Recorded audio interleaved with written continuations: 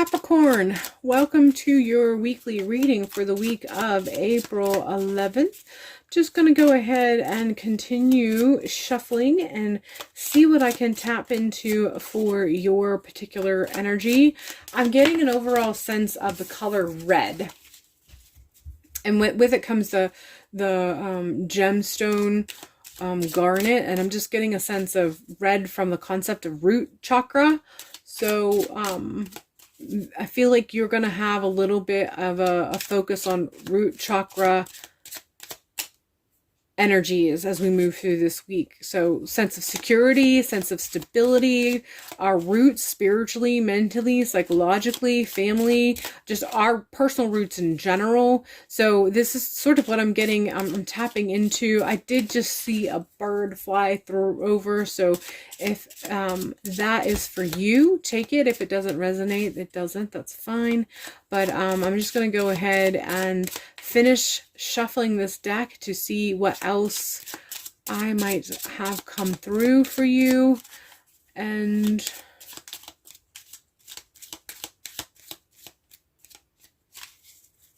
let's go ahead and we've got clouds. It's so interesting because I was just looking out the window and I was looking at the sky out there. I happened to see that bird, and now I am pulling this particular card. I feel like all of that is part of the message, that kind of look up, look to the sky, look to the clouds.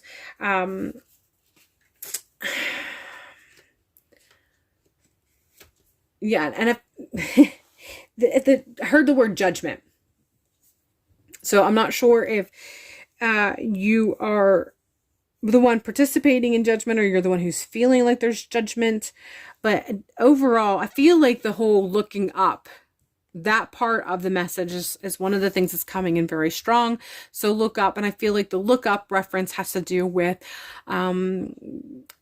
spiritual entities, whatever it is. Look outside of yourself, but not from external physical outside of yourself, but rather the spiritual outside of yourself, so higher self. So this is just coming in through the as you go through this particular week. There's going to be, like I said, there's some root chakra stuff going on. So there feels like there's a sense of some instability of some sort, or there's going to be moments as you move through this week, and it feels very much the beginning part of the week. There's going to be a sense of kind of reevaluating your roots, reevaluating things that make you feel centered and grounded.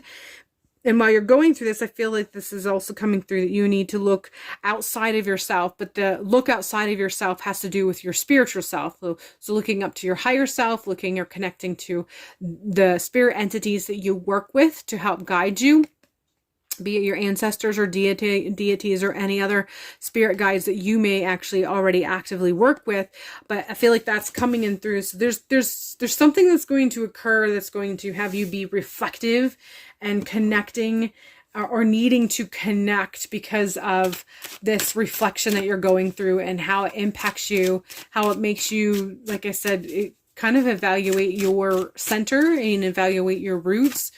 And yeah, if you start to feel that instability, they're letting you know that you should be connecting with them for further direction, further guidance, for moral support, whatever the case may be. We're continuing with the 8 of Pentacles.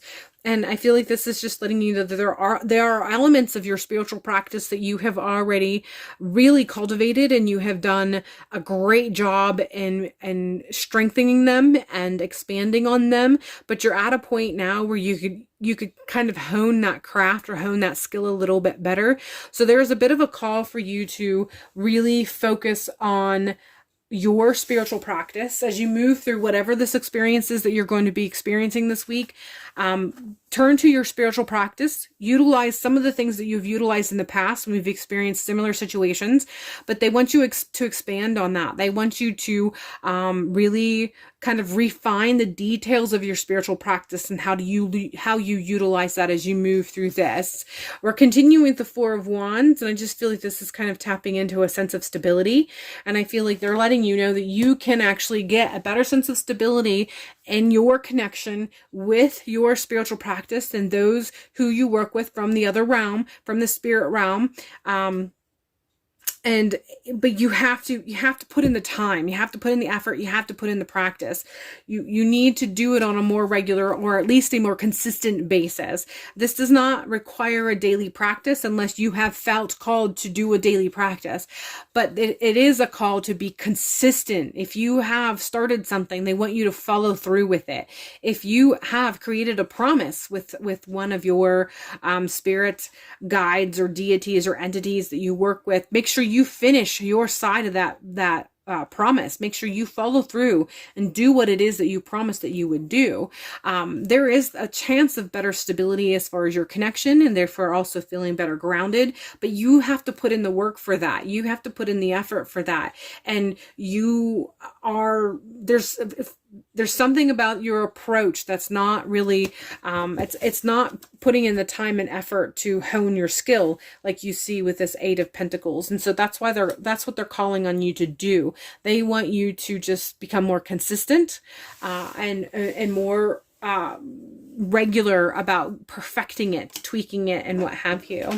We're following this with the Justice card here, and I feel like this is just a testament about creating a better balance.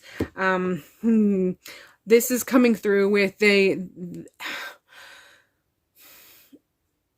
there's a better balance in how you can be practicing than what you're doing now. There's a better balance in how they can be connecting with you. But again, it's not going to come through until you put in the time and the effort. The more you put in the time and the effort, the more you'll see what you need to tweak to perfect it. And then the more you tweak to perfect it, the more you'll understand how you can do it better and more efficiently. And it'll all balance out eventually, but you're not going to get to that balance until you actually put in the time and effort. So there's a huge call for you to turn to them. There's a huge call for you to be consistent with not only turning to them, but the means in which you do it, so that you can clean those communication lines and make them better. And just letting you know that if you do this consistently and you tweak and you perfect, you'll get to a point where it has a stable foundation and you can stand on that. And they're like, yeah, that's good. There's not much more that I can or want to, or they want me to say beyond that. So that I'm just going to go ahead and pull this last card and see what we have here. And I need to shuffle again. I didn't do a good job. So you're going to hear shuffling while I try to, because they won't want me to say anything more. They want me to leave that at that.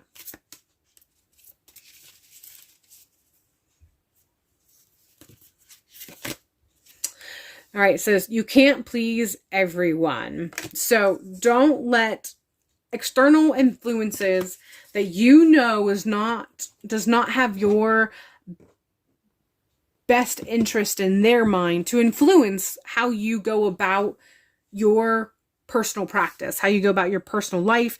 Don't take other people's personal experience and try to mold that into your own personal experience. Have faith that the experiences that you've had are the ones that you're supposed to be having. Just don't let others to influence how you go about your practice, how you go about connecting, and how you utilize your spiritual faith to be your foundation. And that, I'm guessing that has that can be so impactful in so many ways, especially when I consider how many people that are on social media who are spiritual influencers. And it just gets to the point where you hear so many different views, or you hear so many different views on one view, or so many different people on one view. And so if you don't kind of align with that, it gets to the point where we start to think that we're practicing incorrectly, or we're not practicing, or our connection isn't as good as these other people. And so I feel like this, you can't please everyone, card is coming through to let you know that it's time to individualize your practice. There's nothing wrong with getting inspiration and guidance from these external places to help us to feel like I said, inspired in regards to how we may want to build or cultivate our practice, but you've reached a point where you don't need to be doing that any longer. You've reached a point where you need to be kind of relying a little bit more on your own intuition as to what direction to go. And you need to also get to the point where you recognize that if you have intuitively been guided to do something or go in one direction, and it might not be the current trend among other spiritual practitioners who post on the different social media platforms, it doesn't matter. You've been guided. You know that that's what you're supposed to be doing. So just go with it. Do that. All right. That is all I have for you. They're kind of like, good enough. Again, they just stopped me and they're like, okay, move on. So that is all I have for you, Capricorn. Hopefully this has provided you with some insight, some confidence in yourself, your personal connection, and confidence in how you can better perfect your connection in a personal way so that your practice becomes more personalized and true to who you are and true to who is you connect with and work with in your spiritual practice, and therefore true to your roots. All right, that is all I have for you. Hopefully this has given you some great insight, and hopefully I will see you in a future video.